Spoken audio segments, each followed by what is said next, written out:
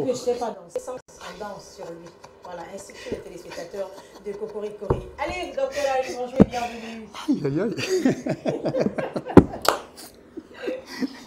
Donc bonjour, bonsoir, ça va, c'est mieux maintenant. Bonjour, Oh là là, Miss Nono, vous m'avez descendu, c'est pas possible. Non, non, je sens ta avance, mais c'est Ah, vrai. mais Vous n'avez pas de la puce que, est-ce que, regardez, Non, je suis tout. on fait ça. Oh, ça. Vous avez vu ça? Est-ce que les téléspectateurs ont plus le temps de regarder? On coupe, on décale, on enchaîne. Oh, mais vraiment. Alors, Miss Nono, bonjour.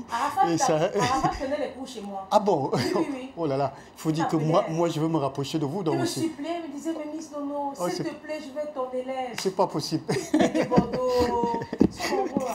Ça a été lancé quelque chose. Ah, d'accord. Alors, Miss Nono, bonjour. Bonjour à tous ceux qui nous regardent ce matin. Je voudrais dire bonjour à tous mes patients, bien évidemment. Sans oublier mon plus jeune patient, à l'instar de Roland, du côté de la clinique de l'aéroport.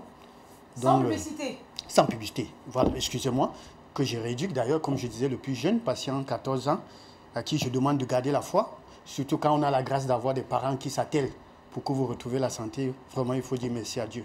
Voilà. Voilà. Hier, nous avons parlé des NIOM chez les femmes.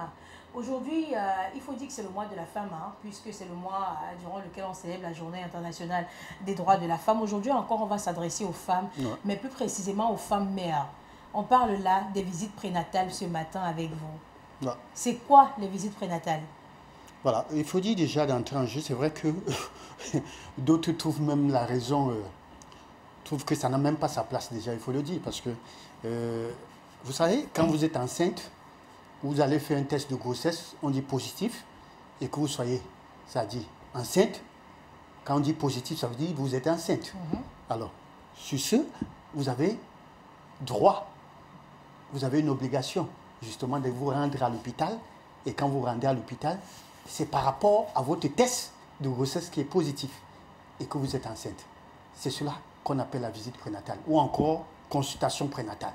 Voilà. Ce premier, pour ne pas dire ce premier pas à l'hôpital. Voilà. Maintenant, avec tout ce que vous avez décrit là, l'objectif de la première visite, c'est quoi? Puisque le moment, le ventre n'est même pas encore gros. L'objectif d'abord, c'est de confirmer. C'est de confirmer d'abord. La grossesse. Vous conviendrez avec moi parce que quand nous parlons des fibromes ici, il y a des gens qui portent des fibromes. Et qui manifestent curieusement les symptômes de la grossesse. Voilà, merci, merci, il y a même des gens, des femmes qui ont ce qu'on appelle une grossesse psychologique. Tellement vous avez cherché un bébé que vous ne saignez pas, vous avez des nausées, vous avez des vomissements. Voilà, vous avez compris. Donc pourquoi l'objectif? L'objectif, c'est de confirmer d'une manière officielle. Ça, il faut le dire, pas officieuse. Donc ça veut dire que quand on crache beaucoup et on vomit, on n'est pas forcément... On n'est pas forcément, bien sûr, on n'est pas forcément. On peut avoir des troubles digestifs, on peut avoir autant de facteurs qui font partie de certaines maladies. Donc, quand vous allez, l'objectif, c'est d'abord pour confirmer. Et, hormis de la confirmation, la date. Parce qu'il y a la date, voilà. Il y a des gens qui ne savent même pas quand. Elles tâtonnent. Et justement, c'est en donnant ça que le médecin ou la sage-femme ou le gynécologue va pouvoir justement dire, bon voilà, date probable. D'accouchement, la d'accouchement. Voilà. Voilà l'objectif même. Maintenant, de pouvoir déceler si ou pas l'enfant qui est en voie de se développer, se développe sur un terrain propre. Non, je préfère pas normalement propre. Parce que Miss Nono, vous conviendrez avec moi qu'il y a des femmes qui conçoivent dans un terrain, je ne voudrais pas dire sale. Ça existe. Infectieux. Oui. Voilà. Voilà donc l'objectif. Voilà, justement. Voilà donc l'objectif de la consultation prénatale. Voilà. Wow. Wow, wow. Maintenant, donc tout à l'heure, vous aviez dit que on doit faire sa première visite pour confirmer la présence de la grossesse. Oui. J'ai envie de savoir quand est-ce qu'on doit exactement faire cette première visite-là, c'est-à-dire que vous situez un peu les téléspectatrices ce matin. Est-ce que c'est le premier mois, le deuxième ou alors à la fin du premier trimestre, comme certains gynécologues nous le font savoir? Miss Nono, ça va vous surprendre parce que ma réponse, je sais que d'une manière générale, dans un contexte général, on demande, vous avez répondu là, à la fin du premier trimestre. Ça veut dire 8e semaine, à 12e semaine. Normalement, la visite prénatale devrait. Mais ce que je voulais dire, moi je suis contre. Excusez-moi, je vais donner le pourquoi. Contre tout simplement parce que je viens de donner un exemple palpable là. La plupart des gens conçoivent d'une manière accidentelle, oubliant que vous dites, c'est vous qui dites que la maman est la mère de l'humanité. Généralement, on passe en paillamou, hein, donc c'est arrivé là-bas que ça. Alors, non, parce que c'est important de le savoir. Alors, la maman qui est la mère de l'humanité, la maman qui voudrait que son fils soit le premier ministre, le président, on doit préparer la venue d'un bébé. C'est un projet entre l'époux et l'épouse. Ça, c'est important. Ou encore entre copains et copines. Ça, c'est important de le dire. Alors, si c'est un projet, ça veut dire qu'on doit le préparer. Et pour le préparer, pour moi, je pense qu'on devrait faire d'abord un bilan, s'assurer que là où on veut se jeter là, c'est un terrain propre.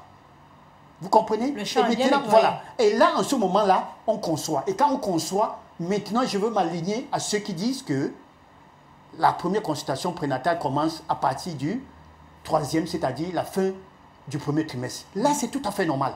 Mais imaginez-vous des femmes qui conçoivent sur un terrain infectieux et qui disent même que les 2 mois là, non, c'est trop vite. Et qui vont à la visite prénatale le 5e mois. Mais grâce, excusez-moi, j'ai envie de tirer sur ces femmes-là qui vont sur certaines chaînes où on parle des machines sociales, il faut les assister. J'ai envie de tirer sur eux. Mais excusez-moi de le dire. Mais donc, est-ce que vous pensez justement que peut-être qu'on allait chuter par là, est-ce que vous pensez justement que les visites prénatales peuvent prévenir ces genres de maladies? Bien sûr, c'est de ça que nous parlons. Pourquoi ça existe? Pourquoi est-ce qu'on veut confondre le contexte? C'est-à-dire, j'appelle ça l'année faible. C'est-à-dire de nos parents, de nos grands-parents. Les années où la science n'avait pas évolué. Ben voilà, qui n'allaient même pas, disons qui n'allaient même pas, qui accouchaient même à la maison. Avec aujourd'hui, le contexte qu'on vit aujourd'hui, la Covid, avec tous les panoplies de pathologies et tout, comment est-ce qu'on peut faire une comparaison? Non, ce n'est pas possible. Avec la façon de manger, les pesticides, les engrais et tout, non. Je dis, faites attention, la visite prénatale est très importante. C'est même obligatoire. Ça, il faut le dire. De nos jours. Pour toutes les femmes, sans exception. Pour toutes les femmes. Wow. Bon, c'est peut-être la raison pour laquelle le gouvernement camerounais a décidé de réduire à pratiquement prix de rien ces consultations dans les hôpitaux publics. Justement. Parce qu'il faut le dire encore ce matin, il y a des femmes, il faut le marteler, qui estiment que non, les visites sont chères. Non, allez dans les hôpitaux d'État. C'est parce que vous voulez aller dans les cliniques que vos amis vont vous dire que non, seulement la consultation, c'est 15 000. Merci. Je ne vais pas citer les hôpitaux, mais tout juste ici à la Quintini, je ne suis pas sûre que vous allez débourser 3 000 francs pour une première visite prénatale. Ça, c'est vrai. Et je pense que 3 000 francs est carrément à la portée de tout le monde. Tout le monde. Voilà. Donc maintenant, puisque vous avez parlé de l'importance des visites, de la première visite, comment est-ce que la visite se passe? Ou alors, quel est le contenu même, l'essentiel de cette première visite prénatale? Justement, dans un premier temps, si c'est les premiers gestes, parce qu'il faut, c'est toute une consultation. Quand c'est les premiers gestes, vous savez déjà des examens, on demande tout. Je ne veux pas me mettre à la place du gynécologue ou bien de la sage-femme, bien évidemment, ou encore des médecins généralistes, parce que voilà ceux qui sont habilités à recevoir. On demande souvent maintenant. le sida, la toxo, la typhoïde, les IST en général. Voilà, ça c'est important, bilan urinaire, voilà, ça c'est important. On va faire un toucher vaginal, ça c'est important. Voilà, et ce qui est plus important, c'est que le médecin va prendre le temps de pouvoir expliquer les résultats. Ça, c'est important. Parce que vous imaginez une femme qui va à l'hôpital et quand elle rentre, son époux demande qu'est-ce qu'on a dit. Ah oui, il n'a que prescrit. Il n'a que prescrit. Voilà l'ordonnance. Voilà, il le jette ça à la figure là et tout et tout. Elle n'a rien dit. Et quand il va jusqu'à vouloir m'atteler, c'est-à-dire, il dit non, il n'a rien dit.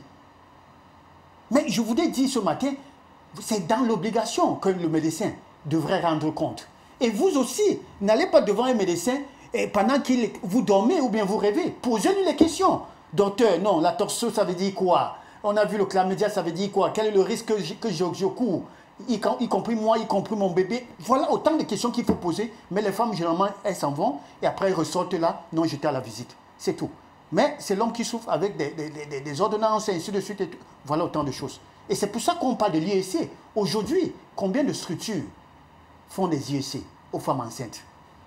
Et quand bien même on le fait, il y a combien de femmes qui s'asseyent là pour écouter que non, voilà, une femme enceinte doit faire ceci, doit manger du poisson. Il y a combien de femmes qui restent là pour entendre? Non, ils disent que ça, c'est pas lui. Moi, je veux le faire à la maison. Voilà autant de choses. On va aller sur Google. On va aller sur Google, voilà. On va aller sur Facebook. Ben voilà. Donc... Maintenant, donc, de façon générale, puisque jusqu'à présent nous sommes en train de parler de la première visite, combien de visites une femme enceinte devrait-elle, de visites prénatales naturellement, une femme enceinte devrait-elle avoir avant d'arriver à terme, avant de donner la vie? Nous avons 7 7 visites obligatoires. Ah bon? Ça, je le rappelle encore. 7 visites obligatoires. Reparti sur quelle période? Les écarts. Oui, voilà, je m'en vais. Puisque pour ceux qui font les visites à partir du deuxième mois, c'est-à-dire la fin du premier trimestre, quand vous commencez là... Non, la fin du premier trimestre, c'est le troisième mois. Voilà, la fin du premier trimestre, autant pour moi, parce que normalement, la visite, c'est 8 semaines. La première visite, en principe. Alors, quand vous commencez là, ça veut dire 2 mois. Est-ce que vous savez que dans la norme, la logique voudrait que chaque mois, vous allez pour la visite prénatale? Est-ce que vous savez ça? Alors, pour ceux qui commencent à 3 mois, le 4e mois, vous allez. Ça veut dire le deuxième. Ça, c'est le deuxième visite. 5e visite, ça veut dire 3e. Ainsi de suite, jusqu'aux dernières visites pour s'assurer que les choses vont se passer. Ça fait 7 visites obligatoires. Avec 3 échographies obligatoires. Voilà, parce que là, vous m'avez tiré les verres du nez. J'allais également, j'allais embrayer le pas avec l'échographie. Oui, parce que là également, pourquoi je voudrais attirer l'attention? Ça, je voudrais attirer l'attention des hommes ici. Parce que c'est les femmes qui nous maltraitent ça dans les oreilles. Non, on a demandé l'échographie. Alors pour eux, on doit faire l'échographie chaque mois. Non, on n'a pas besoin. C'est 3. Oui, le premier trimestre, le deuxième et le troisième. Ben voilà, ça veut dire 3 mois, 5e mois et 8e mois. Voilà. Et pourquoi est-ce qu'on le fait? Ils doivent le savoir. Ce n'est pas pour vous regarder le sexe. Non, ça c'est le rôle premier de l'écho. Ben voilà. Donc, arrêtez je sais pas, de stresser vos époux pour dire non, l'échographie, non. On pourrait encore faire l'échographie chaque mois pour des grossesses à risque. Ça, c'est ce qu'il faut savoir. Si c'est les grossesses à risque qu'on a besoin de faire justement chaque mois pour pouvoir le faire. Mais il faut dire déjà qu'il faudra que vous ayez les moyens de le faire parce que l'échographie, ce n'est pas 1000 francs. Ça, il faut le savoir. Voilà. Voilà. Maintenant, donc, est-ce que les échographies sont dangereuses pour le bébé? Parce qu'il y a certaines personnes qui disent que non, le liquide humide qu'on vous met sur le ventre là, après ça va créer des complications. À l'époque de nos mamans, il n'y avait pas ci, il n'y avait pas ça. Oui. Ah, c'est vrai. Excusez-moi, j'ai l'habitude de dire que... Ou alors l'échographie endovaginale, ça ouvre le col de la femme voilà. et tout. J'ai souvent l'habitude de dire que, ça je le dis d'une manière générale, que ce qu'il faut même avoir peur, les femmes enceintes n'ont pas peur de ça. Mais ce qui est plus important, il passe toujours à côté. L'échographie, voilà, l'échographie en elle-même n'a pas de danger pour l'enfant. Ça, il faut le savoir. Ça dit, c'est bien construit pour pouvoir former, c'est-à-dire protéger l'enfant. Ça, il faut le savoir. Et justement, vous avez dit, ce liquide qu'on applique, c'est juste pour mieux. Hein, ça permet un bon glissement, justement, et ça permet une bonne exploration. Voilà ce qu'il faut dire pour l'échographie, c'est-à-dire l'abdomen de la femme. Hein? Alors, ça n'a vraiment pas de danger, ça il faut le dire. Et maintenant, on le fait, c'est justement pour connaître l'état des organes. Voilà le pourquoi l'échographie, ce n'est pas pour le sexe. Parce que je voudrais même déjà... Est de voilà, bonne qualité, oui, voilà, est-ce que la quantité est suffisante? Voilà, est-ce que la position, est-ce que le cœur bat, la formation, autant de choses. Voilà pourquoi on fait l'échographie. Non, on veut savoir si c'est une fille ou un garçon. On va acheter la lettre rose ou alors bleue. Donc voilà, en gros, c'est vrai aussi qu'il y a des grands-parents qui disent que non, il faut pas. C'est des grands-parents parfois qui disent que non, n'accepte pas des appareils sur toi et tout, parce que cette histoire-là, c'est magnétique, ça a de l'impact sur le bébé. Non, je voulais dire que non, vraiment, ça n'a pas de danger sur l'enfant. Ça n'a pas de danger, l'échographie n'a pas de danger. Maintenant, donc, est-ce qu'il existe réellement un rapport entre la nutrition, ou alors le nutritionniste, le psychologue et l'échographiste? C'est-à-dire, quel est le rapport entre les trois? Oui. La nutrition, la psychologie, l'échographie. Je voudrais justement dire que c'est même peu. On devrait compléter, c'est-à-dire le gynécologue, la sage-femme. Vous comprenez? On dit que la femme est la mère. L'entourage également. Voilà, la femme est la mère de l'humanité. Vous comprenez donc que c'est elle porte une vie. Elle doit donner vie. Hein? Quand on parlait de la journée mondiale de la femme, voilà autant de choses où la femme doit lutter pour ses droits. Hein? Mais c'est cette même femme-là, non seulement qui bafoue cette loi-là, c'est-à-dire l'enfant qu'elle porte, elle n'arrive pas à assumer. Elle n'arrive pas à assumer, c'est-à-dire pour plusieurs raisons. Pour une femme enceinte qui boit de l'alcool, vous comprenez que c'est un problème. Ça veut dire que le droit même de l'enfant n'existe pas. Mais elle demande son droit à elle.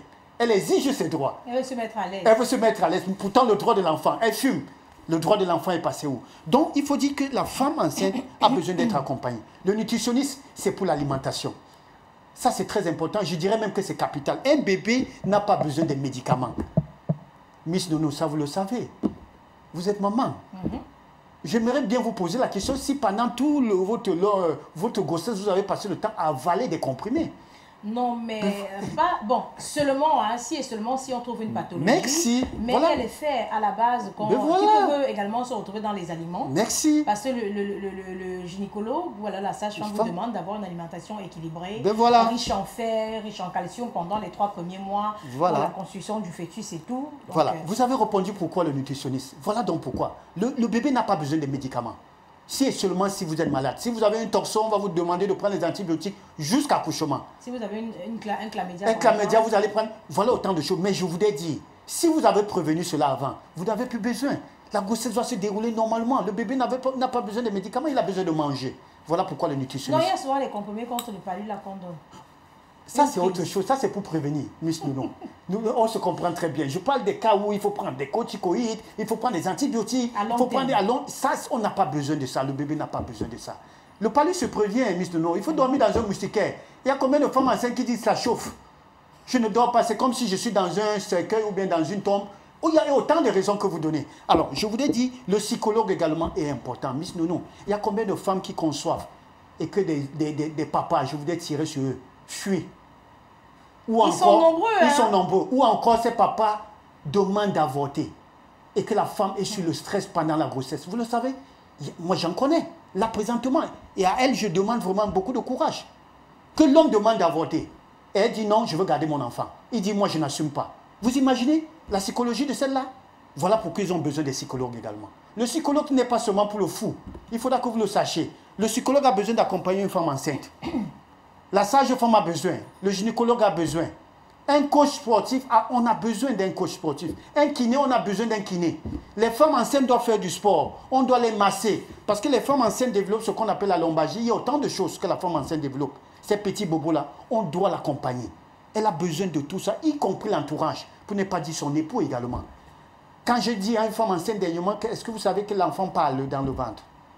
Demandez à votre époux quand il rentre, qui vient dire bonjour, qui fait une bise sur votre ventre et qui cause avec le bébé. Mais elle me regardait comme si je descendais du ciel. Oui! Bon, donc tout ça c'est... Bon, attendez, je vais pas vous couper la parole. Mais je veux préciser seulement que tout ça c'est pour les bobos. Oh mon Dieu! Non, tout ça c'est pour les bobos. Parce que quelque part, moi, généralement ce que je fais, c'est que je me mets à la place de cette femme qui vit, c'est-à-dire mais vraiment au jour le jour. Dans l'arrière-pays, nous avons des femmes, comme vous le disiez tantôt, qui sont en train de subir la torture, c'est-à-dire elles vivent non seulement sous le poids et les caprices de la grossesse en elle-même, mais qui doivent également subir la pression du conjoint ou alors du papa qui a décidé de vanish, comme on dit en français, des jeunes. Et moi, je vais lui dire juste en un seul mot d'être forte, mais vraiment courage. Parce que je vais vous dévoiler ce matin, je vais le dire à la télé, moi, Miss Nono, animatrice, j'ai peut-être des larmes quand je le dis, mais j'ai subi cela. Avec la grossesse de ma fille. Vous avez quelqu'un en face de vous, oui, je le dis, j'assume mes propos. Vous avez quelqu'un en face de vous avec qui vous êtes en relation et quand vous lui dites, la grossesse même généralement, elle est préparée avant. Psychologiquement, on se dit, on va chercher un bébé, on va faire un bébé. Justement. Et quand ça arrive, je ne sais pas si c'est le stress de la grossesse, quelqu'un qui vous donne de l'argent, je le dis à la télé, et il vous demande d'aller faire une IVG. Moi, j'ai vécu cela, une grossesse, vraiment, j'ai les larmes qui montent, mais je le dis, je suis une femme. Avant d'être une animatrice, une journaliste, vous avez quelqu'un qui vous donne de l'argent et qui vous dit, je n'en veux pas. Qu'est-ce que vous faites? Vous subissez, mais c'est-à-dire, je montais les marches, le travail était ma seule...